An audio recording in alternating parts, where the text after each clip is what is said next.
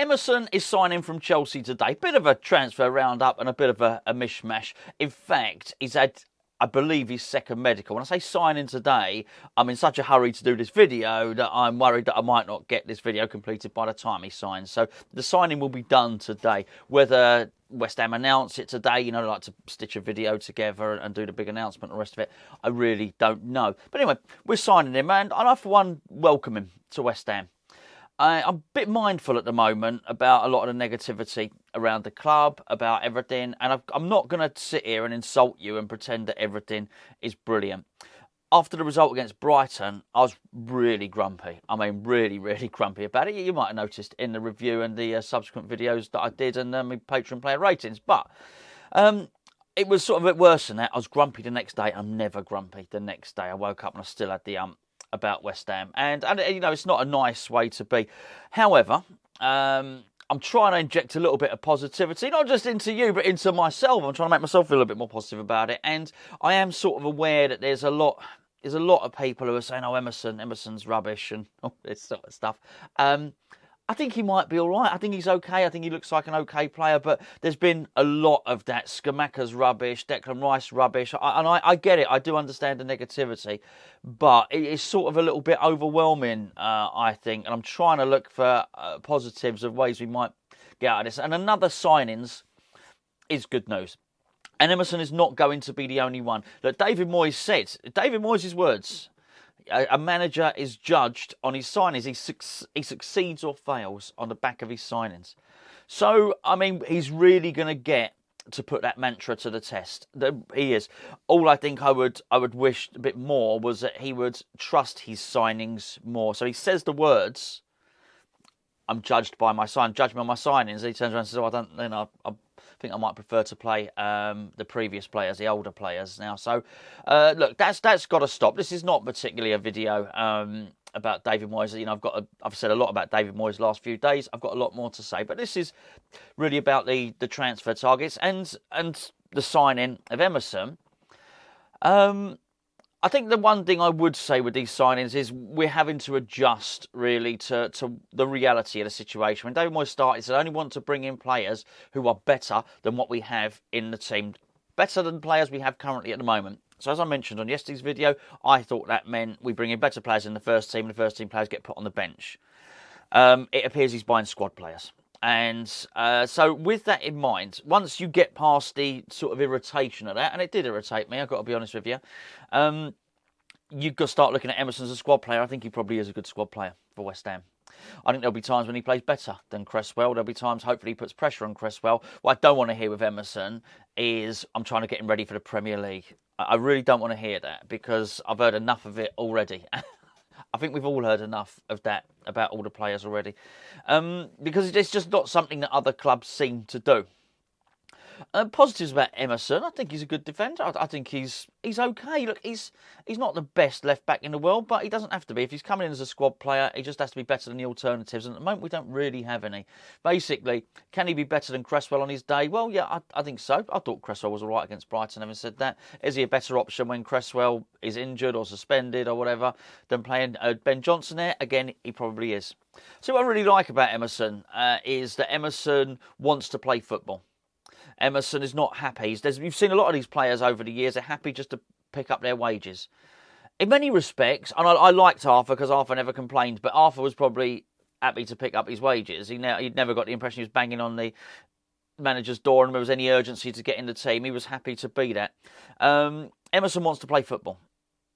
So we saw that last year. He asked Chelsea, he said, "Let me go somewhere." They sent him to Lyon.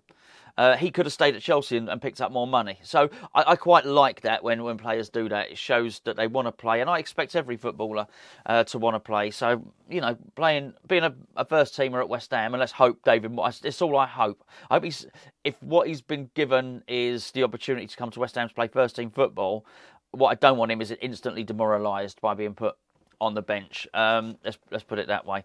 So, you know, look, if he gets signed in time, which I don't know what the cut-off time is in terms of the official signing to get ready for the Viborg game, because we don't know when he's officially signed, but I would hope to see him included in that. That would certainly be Really good. But it also looks like Hans Vanaken's really, really pushing for the move to West Ham. And again, well, I've just mentioned about Emerson's attitude in wanting to play. I think Vanaken's showing really good attitude in wanting to play for West Ham. If you were a Club Brugge fan, you'd think he was showing bad attitude, but he's given them a lot of service. I'm going to talk about him just a little bit more in a second. Before I do, may I point you in the direction of this sponsor's video. This video's sponsor. Got it wrong then, didn't I? As Spitch. You can use the link below. Literally under this screen, there's a drop-down menu. There's a link in there, and it will say Spitch Fantasy Football. Click it, sign up. It's free. You've got to be 18 or over to play because there is a gambling element to it. But it is also free to play. It's a fantasy football game. It's a fantastic fantasy football game. And myself and Gio and Charlie have got our own little Hammers Chat mini league, which loads of you have joined up to. And we're really, really chuffed that you have. You can either play that Hammers Chat mini league, try and beat me, try and beat Gio, try and beat Charlie. Or, alternatively, you can play in lots of the other mini leagues that Spitch has got. There's up to £70,000 worth of prizes on a weekly basis. So it's free to play games where you can win the big bucks. Or there are games where you put down a stake and you can win the even bigger bucks. As I say, it's be aware of gambling. It's 18 plus and it's only available in Austria, in Germany, in Great Britain and Brazil. Just in case you're, just in case you're in France and trying to download it doesn't work. It's only available in those countries. Big supporters of the channel. We'd appreciate it if you use the link and download it by using that link below. Anyway, Hans Vanaken. I think that is how we pronounce it. I've settled on that, really. I think I've listened to enough commentary to hear them say the words Vanaken. There's no R in it. But anyway, we're going with Vanaken. He feels that... I had to laugh.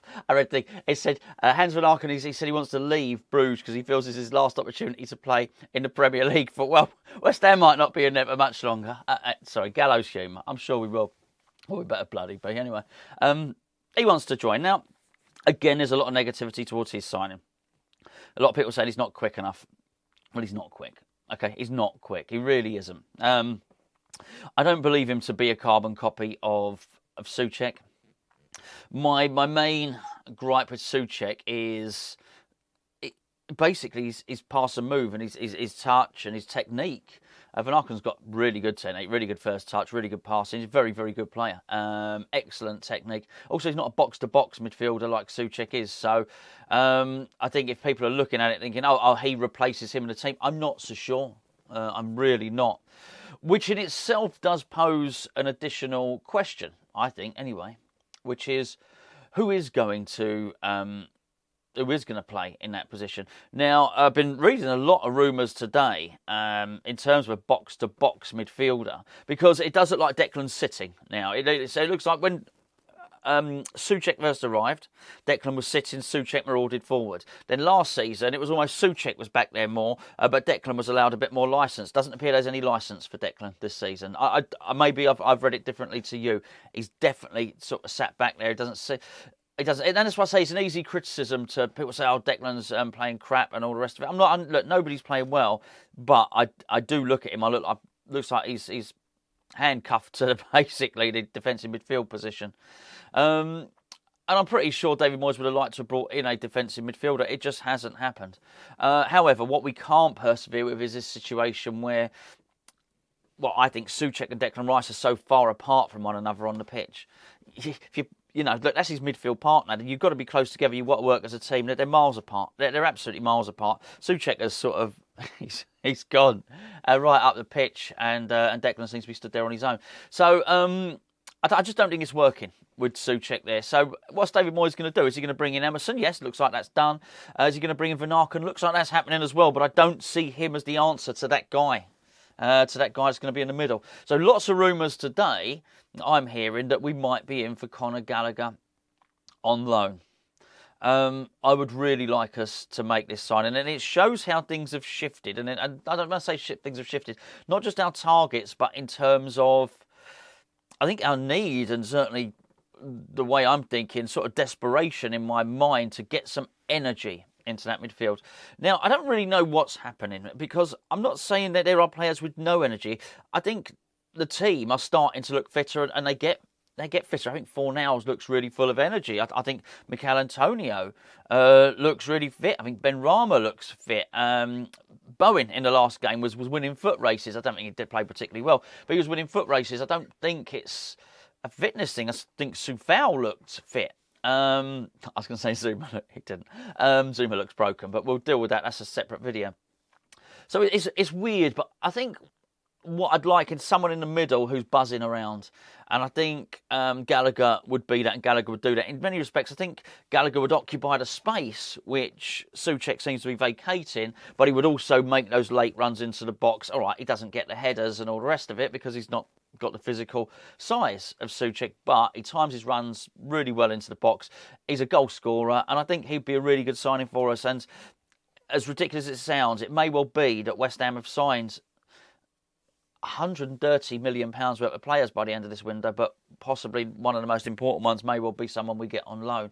I don't know that this is necessarily happening, but I hope it does. In many respects, look, as I say, I welcome Emerson. That's absolutely great. Vanaken, if he wants to come in, that's fine. If there's a place for him, he will score some goals, and we're lacking on scoring goals, by the way. Vanaken's a goal scorer. But I would sacrifice both of those. I don't mean literally kill them. But I would sacrifice their signings if I knew we were getting Conor Gallagher, because I think his impact on the team would probably be greater than both of those two. I still think we're one light. There's a lot of talk about us getting centre-halves, more centre-halves. I mean, I understand it. As I say, we'll deal with Zuma. I'll tell you what we'll do, okay? I'll tell you what we'll do. For, what's tomorrow? Tomorrow's Wednesday's video.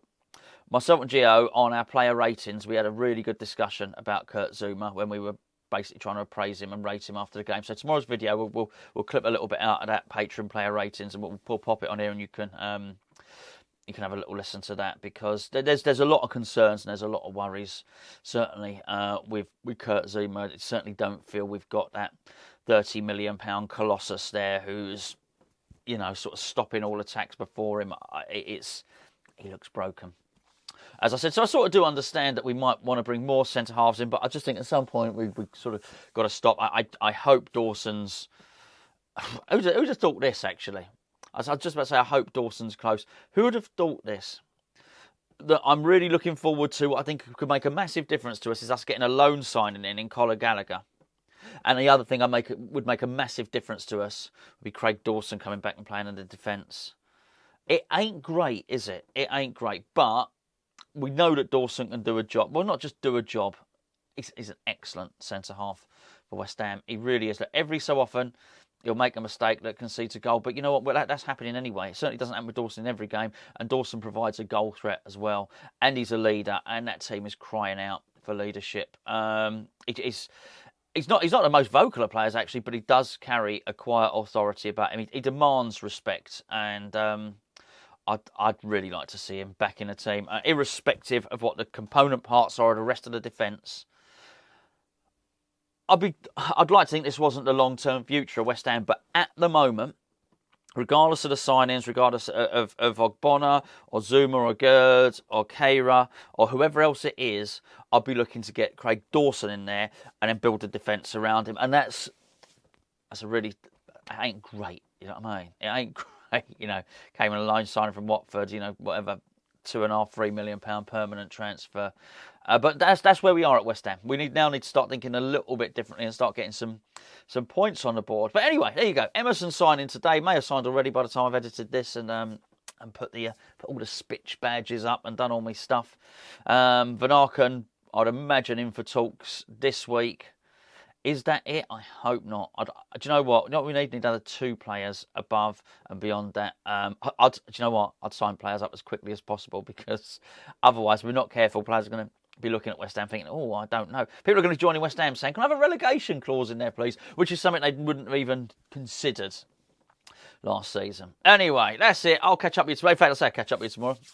We'll have a little bit of a Zuma discussion tomorrow.